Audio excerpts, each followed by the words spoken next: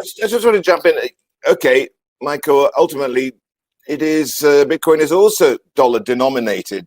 That's one thing. And if we see further currency debasement, how does that play out with Bitcoin? Should Bitcoin be priced in another currency? And just want to go on a little bit from that. And if we get further dollar debasement, is that one of the things which has been turbocharging Bitcoin itself now over the last 12 months? Yeah, well, the way to think about Bitcoin is there's never going to be more than 21 million. So if you double the amount of dollars, it's got to be worth twice as much. And if you increase the number of dollars by a factor of 10, then you've got a lot more dollars chasing after the same exact Bitcoins. And everybody pretty much expects Bitcoin's going to have 21 million cap 150 years from now.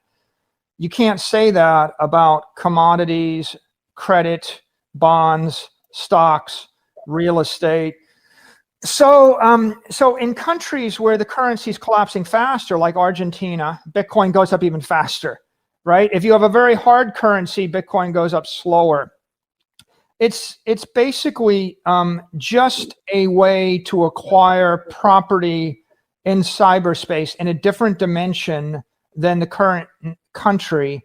And the reason that it's the apex property is because if I bought ranches in California, I got California property tax. If I bought property in Switzerland, I'm subject to Swiss law, Swiss regulation.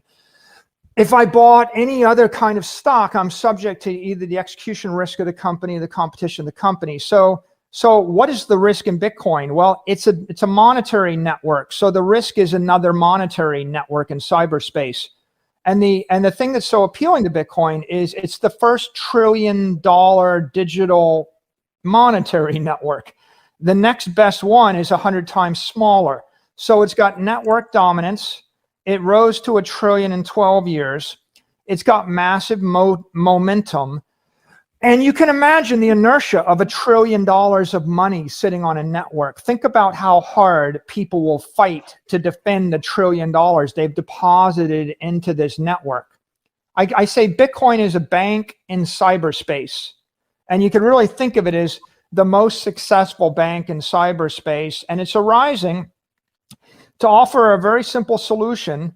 It's a store of value solution at a time when everybody on Earth, all 7.8 billion people, need a store of value. Every investor with the $400 trillion worth of fiat derivatives needs a store of value.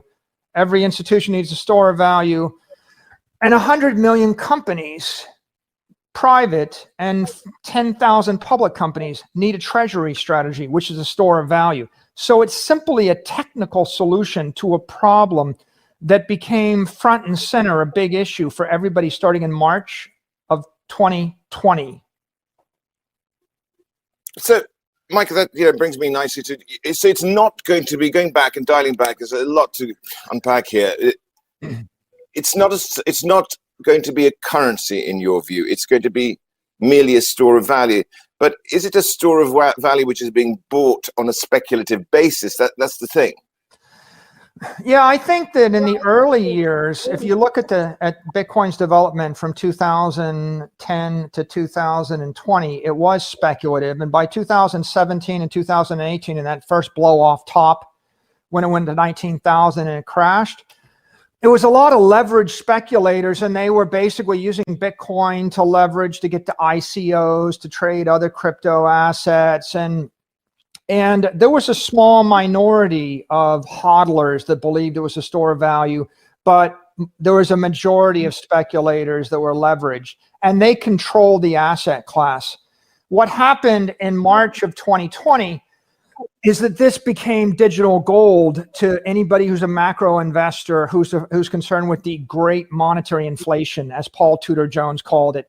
And when Paul Tudor Jones anointed it as the next digital gold, and Stanley Druckenmiller grabbed it, and Skybridge and Guggenheim, and everybody else started thinking about it, the narrative transitioned to store of value.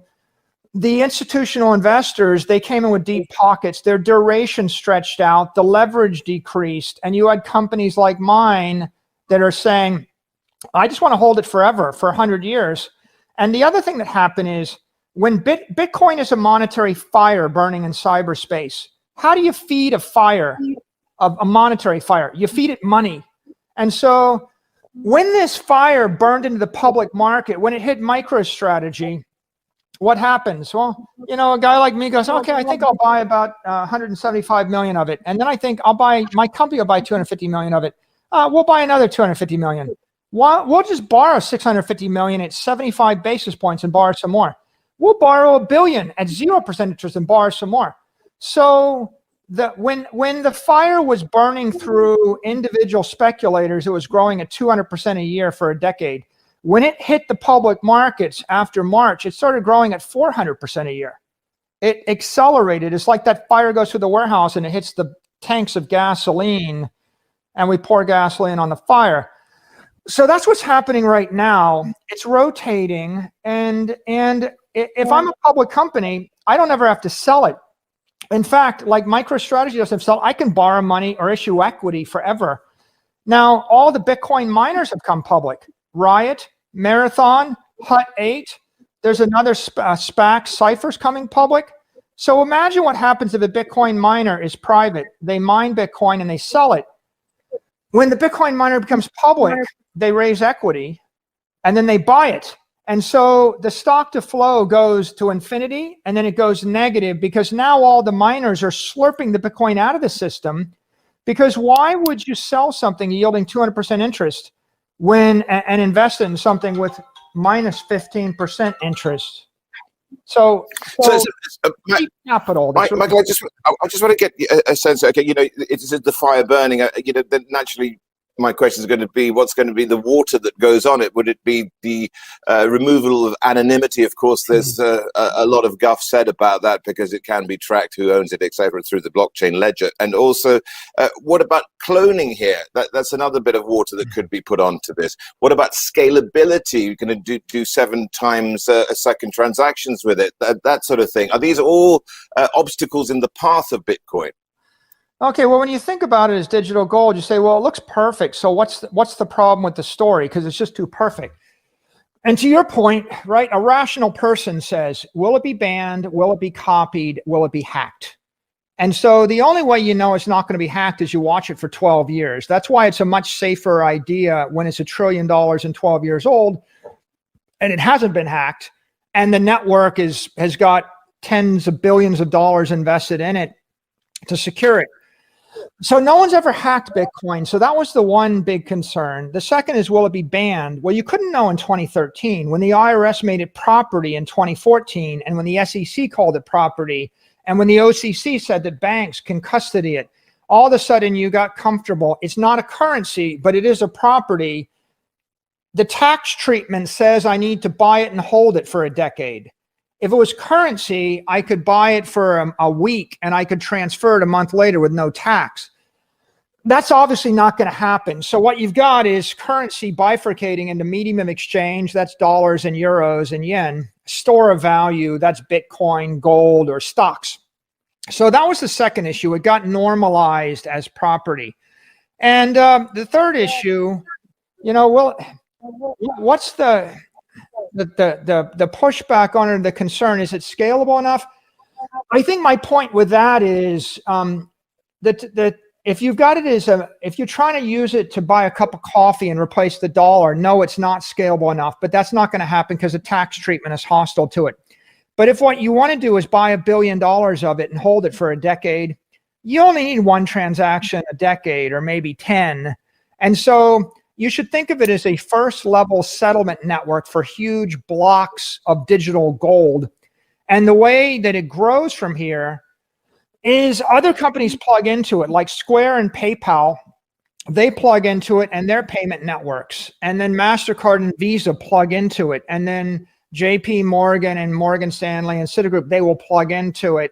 And you will have the Fidelities, the insurance companies, the fund companies, the banks, and the mobile app companies. They'll provide the scalability, and it will be legitimized as a store of value. And that's how people will get over all their concerns about either scalability or regulation. So, Mike, ultimately then, what you're suggesting, as many have, that a country like, let's say, China, which has its population has the biggest number of Bitcoin, they couldn't shut it down even if they tried. Yeah, I think that I think that if you, I mean, India's trying to do something along those lines at the moment. They're considering this. there's about 120 million to 140 million people with Bitcoin right now. And I would say it's past the event horizon. We'll have 1 billion people having Bitcoin within 5 years. We'll have 200 million or more by the end of this year. It's going that fast. I think they're adding like 6 million a month or something like that, maybe 8 million a month.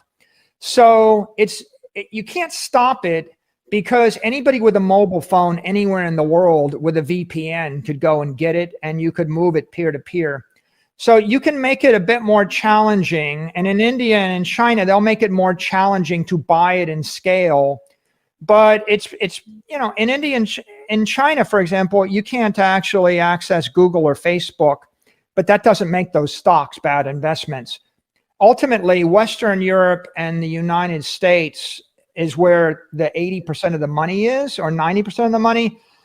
And between that and moving through major finance centers, et cetera, Singapore and the like, I think you're going to see that the monetary energy from those is more than enough to drive it through the market cap of gold, which would make it 10x bigger. And it should go to between 10 trillion and 100 trillion. And at that point, who knows what happens? I can't be sure. Michael, everybody needs that. We've only got 2 or 3 minutes left, so just very, very briefly, just answering these questions. You think it's going to be $100 trillion market? I do. I think it's a no-brainer. It flips gold, because that's 10 trillion, and so it's 1 trillion now. So it'll run there pretty fast. And then I think it'll kind of start to grow progressively, not at 200% a year, but 100%, and then 50%, and then 30%, and then 20%. And ultimately, the elephant in the room here is there's $100 trillion of treasury assets that are like negative yielding debt or low yielding debt. That $100 trillion of assets and indexes, that all has a negative real yield. And so it doesn't work for insurance companies and for long-term investors and for corporations. They're going to need to find something that's got long duration with a positive yield in every monetary environment.